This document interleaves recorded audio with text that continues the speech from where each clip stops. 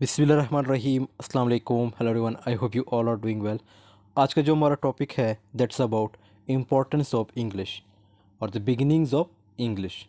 इस वीडियो में हम देखेंगे डिफरेंट इन्वेंशंस को डिस्कस करेंगे और उनके जो इन्फ्लुएंसेस हैं उनको डिस्कस करेंगे, जिसमें नॉर्मन इन्फ्लुएंस या Norman invention, Germanic influence, Christian influence, इसी तरह वाइकिंग इन्वेंशंस। सो टाइम को वेस्ट के बगैर let's get started. Language is a major distinguishing feature of humans as a species. No other species can communicate as clearly and effectively as we can. कहते हैं कि language इंसानों के लिए ही होता है, क्योंकि हम भी एक स्पीशीज़ है, लेकिन कोई भी स्पीशीज़ जो है प्रॉपरली कम्युनिकेट नहीं कर सकते जितना हम करते हैं। हम इफ़ेक्टिवली कम्युनिकेट करते हैं। Across the globe many different languages have developed over long periods of time. अब इसी तरह अगर आप लैंग्वेजेस को देखें, कुछ ऐसे लैंग्वेजेस हैं जिसकी बहुत पुरानी हिस्ट्री होती है। इसी तरह इंग्लिश भी एक ऐसी लैंग्वेज है जिसकी बहुत पुरानी हिस्ट्री है। Let's look briefly how the English language developed. आज हम इस वीडियो में देखेंगे कि इंग्लिश लैंग्वेज कैसे डेवलप हुई। The beginnings of English. Languages are split into language families. अब लैंग्वेज जिस तरह फैमिलीज़ होती है ना, इसी तरह लैंग्वेजेस की भी फैमिलीज़ होती है। उनको जो है स्प्लिट मानी अलहदा कर, उनको अलहदा किया जाता है अपनी फैमिली से, which are basically related groups of languages. Think of a language as a living entity that does not die out completely. अब कहते हैं ना कि कोई भी लैंग्वेज है ना, वो मुकम्मल, जिस तरह इंसान मरते हैं, इंसान जीते हैं, इंसान की एवोल्यूशन होती है, इंसान बड़े होते हैं, उनकी ग्रोथ होती है, इसी तरह जो लैंग्वेजेस होती है उनकी भी डेथ होती है, उनकी भी ग्रोथ होती है। अगर आप उसको यूज़ नहीं करेंगे तो उनकी डेथ हो जाती है। तो यहाँ पे यही बात हो रही है कि लैंग्वेज जो है मुकम्मल तौर पे मरती नहीं, लेकिन उसके कुछ अल्फाज, कुछ ऐसी चीज़ें जो मतलब दूसरे लैंग्वेज में यूज़ होते हैं। अगर हम इंग्लिश लैंग्वेज की बात करें तो इसमें स्पेनिश जो है, इसी तरह फ्रेंच वर्ड जो आप देखने को मिलेंगे उसको यूज़ किया जाता है इंग्लिश लैंग्वेज में। इसी तरह स्पेनिश वर्ड्स यूज़ किए जाते हैं इंग्लिश लैंग्वेज में, लैटिन के वर्ड्स यूज़ किए जाते हैं। ये हमने पिछली वीडियोस में डिस्कस किया था। वैसे आप वो दोनों वीडियोस देख सकते हैं जिसमें हमने हिस्ट्री ऑफ इंग्लिश लैंग्वेज को डिस्कस किया था, like old English, middle English, early modern English और मॉडर्न इंग्लिश। इन चारों का कंसेप्ट हमने डिस्कस किया था पिछली वीडियोस में। सो वीडियोस का लिंक आपको डिस्क्रिप्शन में मिल जाएगा, उसको ज़रूर देख लीजिएगा। Instead it will evolve in order to accommodate changing society. कहते हैं कि फिर इसमें चेंजेस आते हैं, मतलब इवन सोसाइटी में भी चेंजेस आते हैं किसी भी लैंग्वेज से। For example Latin is often thought of as an dead language. अब जो लैटिन है उसको डेड लैंग्वेज कंसिडर किया जाता है, मतलब ये ऐसी लैंग्वेज है जो मर चुकी है, ख़त्म हो गई है। But you can also view it as a language that change to become Spanish, French and even Italian. लेकिन लाइक आई सेड, इससे पहले मैंने पहले भी बताया था कि लैंग्वेज मुकम्मल तौर पे मरती नहीं, उसका कुछ ना कुछ इन्फ्लुएंस ज़रूर होता है। तो ये कहते हैं कि यहाँ पे जो लैटिन लैंग्वेज थी वो उस लैंग्वेज से क्या बन गई, स्पेनिश बन गई, फ्रेंच बन गई और इटालियन लैंग्वेज बन गई। We will focus today on English which is a part of the Germanic language family. Like I said के लैंग्वेजेस की भी फैमिली होती है। इसी तरह आज जो हम डिस्कस करेंगे वो जर्मैनिक लैंग्वेज फैमिली को डिस्कस करेंगे, जिसमें डिफरेंट लैंग्वेजेस आ जाते हैं और डिफरेंट कंट्रीज़ के आ जाते हैं। English has been inhabited back to the dawn of man. Little is known of the language of the very first people, but eventually the Celts grew to be popular in the area between 400 and 200 BCE. ये Celts ये कबीला था, और कहते हैं कि language भी बहुत पुरानी होती है जिस तरह इंसान होते हैं। और जो सेल्ट्स थे वो पुराने थे, मतलब कब से थे वहाँ पे इंग्लैंड वगैरह में, 400 to लेके 200 BCE तक। The Celtic people became more wide spread and even sacked Rome in 390 BCE के। इसी तरह वो बहुत ज़्यादा फैल गए थे जो सेल्टिक पीपल थे, और इस तरह उन्होंने रोम तक जा पहुँचे थे 390 BCE। The Germanic and Latin languages of the time were incorporated into their Celtic language। अब ये जो जर्मैनिक लैंग्वेज थी या लैटिन लैंग्वेज थी ये भी इनके साथ मिल गई थी, मतलब सेल्टिक लैंग्वेज में कन्वर्ट हो गई थी। Remnants of this language are present day Irish, Scottish and Welsh. अब इसकी जो लैंग्वेज है, जो सेल्टिक लैंग्वेज है, उसके कौन सी चीज़ें रह गई, मतलब जो आजकल बोली जाती है, किन ममालिक में मतलब वो लैंग्वेज बन गई है। एक तो आयरिश है जिसको हम आयरलैंड कहते हैं, स्कॉटलैंड और वेल्श। अब यहाँ से जो एक्चुअल टॉपिक स्टार्ट होता है, रोमन इन्फ्लुएंस। रोमन का जो है असर रसूख क्या था। The British islands which are present day Wales. आजकल जो ब्रिटिश है, जो ब्रिटिश आइलैंड है उसको वेल्स कहा जाता है, जिसमें वेल्स आते हैं, इंग्लैंड है, आयरलैंड है और स्कॉटलैंड है। ये 4 ममालिक आते हैं। were left to their own devices until the Romans began inventions around 50 BCE। सबसे पहला अटैक किसने किया था? रोमन ने किया था। कब? 15 BC में। किस पे? इंग्लैंड पे। They occupied the area for nearly 400 years। कहते 4 साल तक इन्होंने एरिया को जो है कब्जे में रखा था। Until finally leaving of dependent lands closer to Italy in 410 BCE। Over these years the Romans had a major impact on their language। फिर कहते हैं कि इन्होंने इटली की तरफ मूव किया था। कब? 410 CE में। और over these years the Romans had a major impact on the language. तो फिर इनकी लैंग्वेज पे ऑब्वियसली इफ़ेक्ट भी पड़ा था। Have you ever taken a French और स्पेनिश क्लास? मतलब आपसे पूछा जा रहा है कि आपने कभी स्पेनिश और फ्रेंच क्लास ली है। If you have, you must likely have noticed many similar words. आपने बहुत से ऐसे वर्ड जो हैं, एक जैसे अल्फाज जो है नोटिस किए होंगे। For example bouquet, ballet, cafe and fiance और फ्रेंच वर्ड्स। अब ये सारे वर्ड जो है आपको देखने को मिलते हैं इंग्लिश लैंग्वेज में, लेकिन आपको एक बात बताऊँ, ये सारे वर्ड जो है किसके हैं? ये सारे वर्ड जो है फ्रेंच के हैं। लाइक आई सेड, इंग्लिश खुद दूसरे लैंग्वेजेस से मिल के बनी है, जिसमें स्पेनिश है, फ्रेंच है, इटालियन है। और स्पेनिश और इटालियन किन लैंग्वेजेस से बनी है? वो खुद इटालियन से बनी है।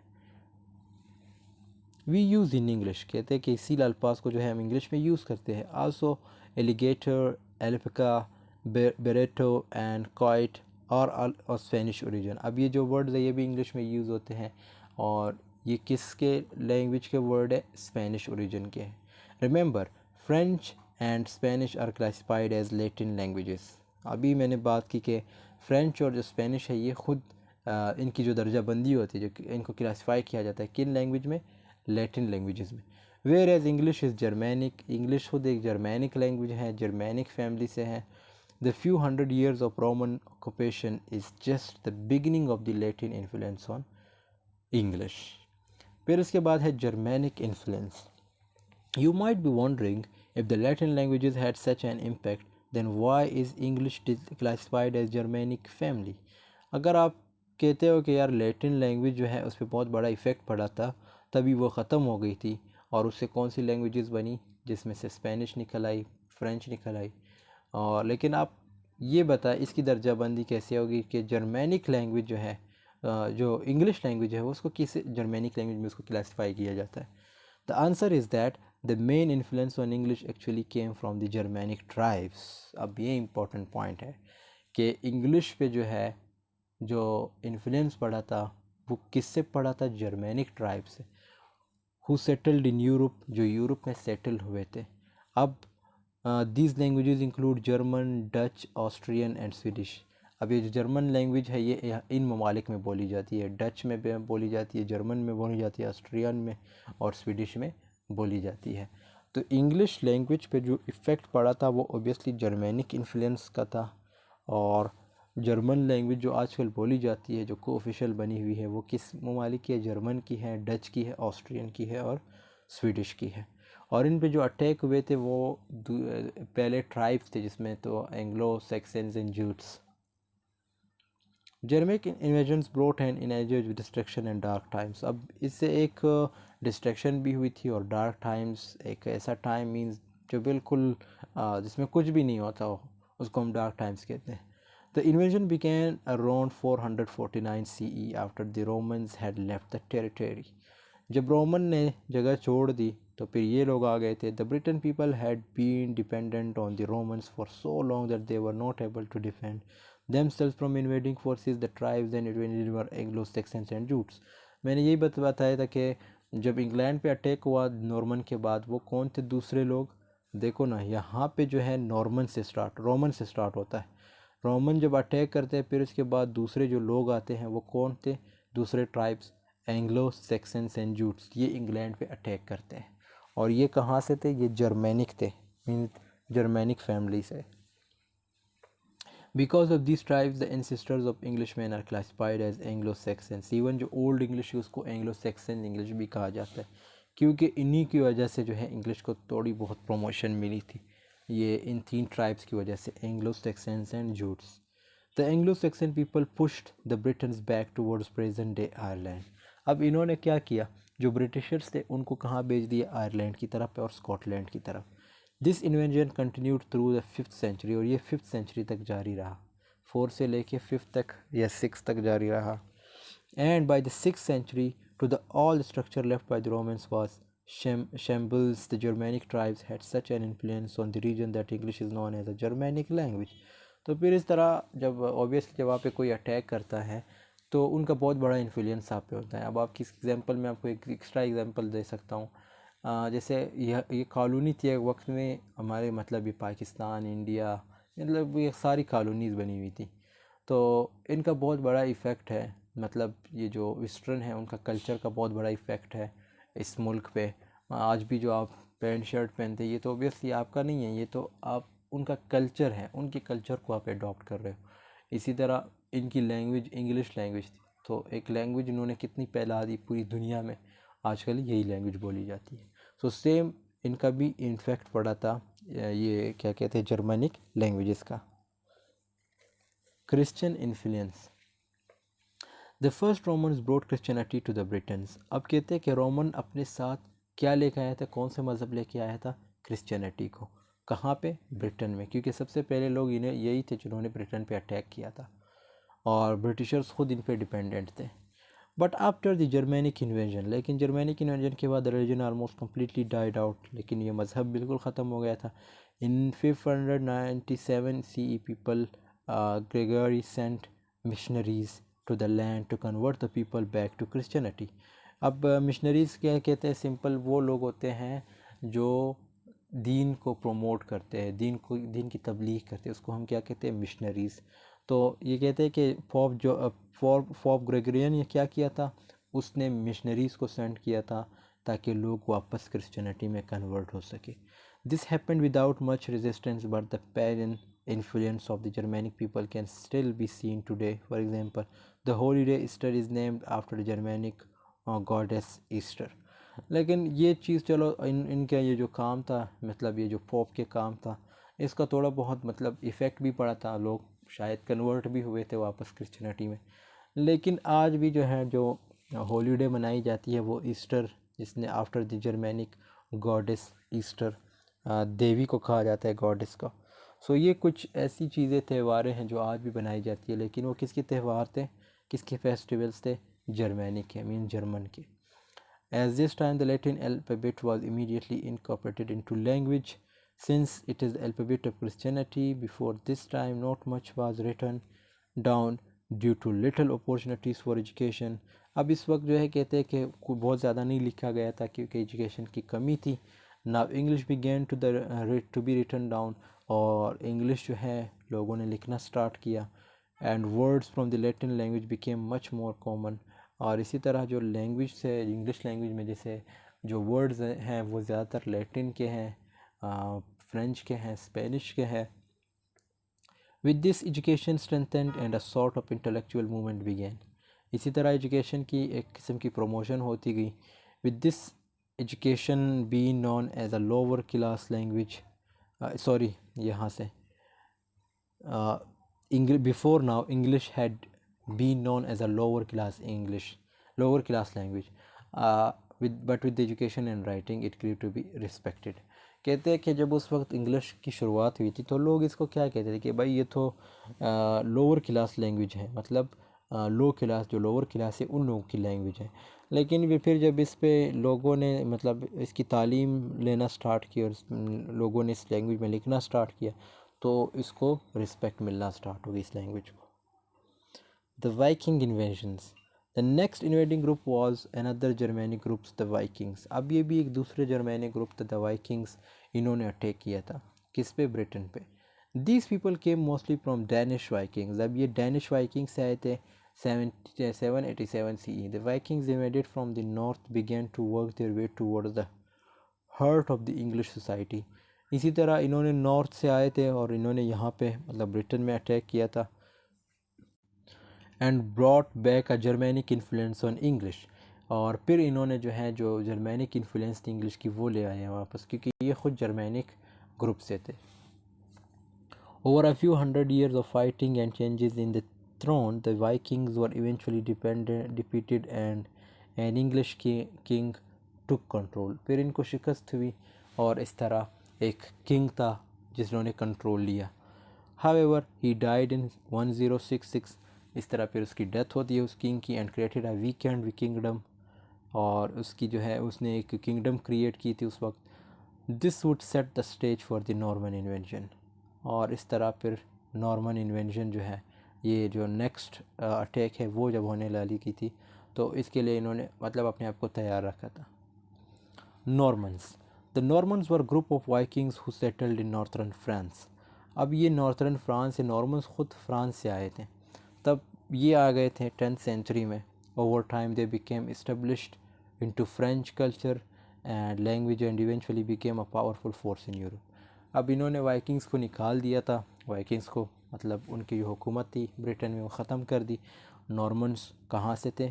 फ्रांस से थे और इन्होंने अटैक किया और इस तरह यूरोप को अपने कंट्रोल में लिया।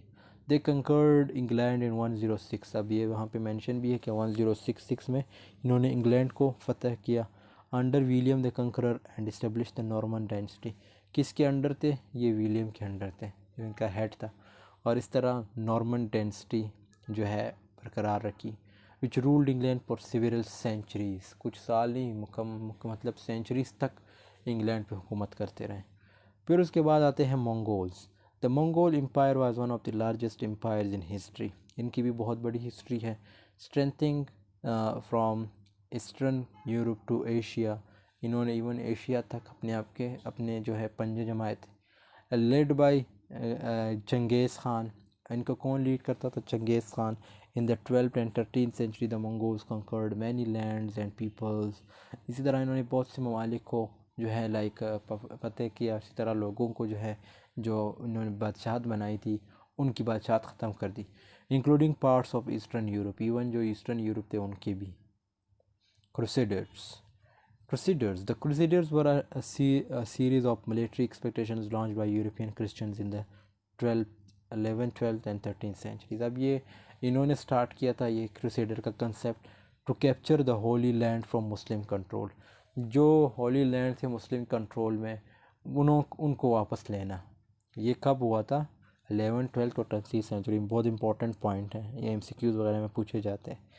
तो क्रूसेडर्स का कंसेप्ट किसने स्टार्ट किया था? ये भी इन्होंने स्टार्ट किया था। और इन्होंने इसलिए ये स्टार्ट किया था क्योंकि ताकि जो मुस्लिम के जो होली प्लेसेस है उनको किसी तरह कैप्चर किया जा सके। तो crusaders invented and conquered various parts of Europe and the Middle East during this time. Ottomans. फिर उसके बाद ऑटमन आते हैं। Ottoman empire was founded in the late 13th century by Turkish tribes. अब ये तुर्किश ट्राइब्स के ज़रिए ottoman empire आई थी। Over the centuries, the Ottomans conquered much of southeastern Europe। इन्होंने भी बहुत कुछ फतेह किया जिसमें यूरोप था, western Asia, northern Africa, making it one of the largest empires in history. तो इन्होंने भी अपनी एक हिस्ट्री बनाई थी। The Ottoman empire was a powerful empire that existed from the late 13th century until the early 20। और ये 20th century तक रही। 13 से लेके तो आप कितनी सेंचुरी, तकरीबन 7-8 सेंचुरीज तक ये इन्होंने हुकूमत की है। It was involve in many Wars and conflicts through out it's history. ये भी बहुत से जंग झगड़ों में जो थे अपने आप को इन्वॉल्व रखा था इन्होंने। एंड ड्यूरिंग इट्स डिक्लाइन, जब इनके जवाल का दिन आया, civil powers emerge to fill the power vacuum left by the Ottomans. तो फिर दूसरे जो पावरफुल लोग थे वो सामने आए थे। After the collapse of the Ottoman empire following world war 1। अब जब इनकी हुकूमत या इनका जो दौर था वो ख़त्म हुआ, वो कमज़ोर पड़ गया था, तो वर्ल्ड वार 1 की शुरुआत हुई। Civil successor states emerge in the region. फिर जो वर्ल्ड वार 1 को आपको पता है कि मुख्तलिफ ममालिक ने एक दूसरे के साथ अलाइंस बनाया था। अलाइंस मीन्स इत्तेहाद बनाया था ताकि एक दूसरे पे अटैक कर सके। These included the Republic of Turkey, which was founded by Mustafa Kemal Atatürk in 1923, and several other states in the Balkans and the Middle east. अब आपको आपको पता होगा कि world war one I think 1914 से लेके 1918 तक था, if I am not wrong. फिर इसके बाद वर्ल्ड वॉर टू हुआ जो 1939 से 1945 तक था आई थिंक। तो इस तरह ये इनकी हुकूमत फिर ख़त्म हो जाती है, ये जो ओटोमन थे।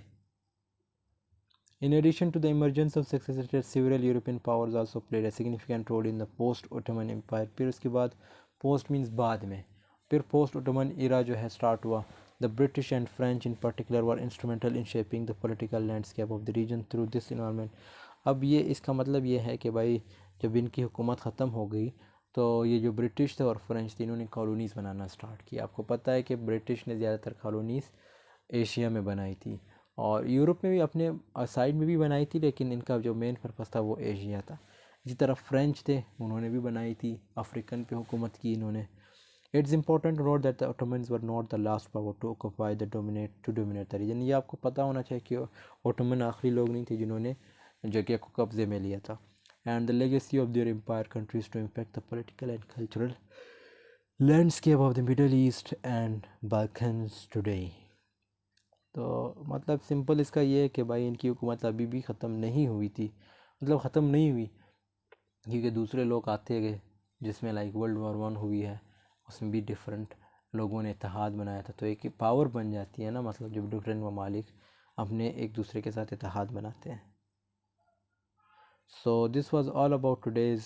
अब आई होप आपको ये वीडियो पसंद आई होगी, बड़ी मेहनत से ये वीडियो बनी थी और वीडियो पसंद आई है तो ज़रूर लाइक कमेंट शेयर कीजिएगा। मिलते हैं नेक्स्ट वीडियो में, तब तक के लिए अल्लाह हाफ़िज़, टेक केयर ऑफ़ योरसेल्फ।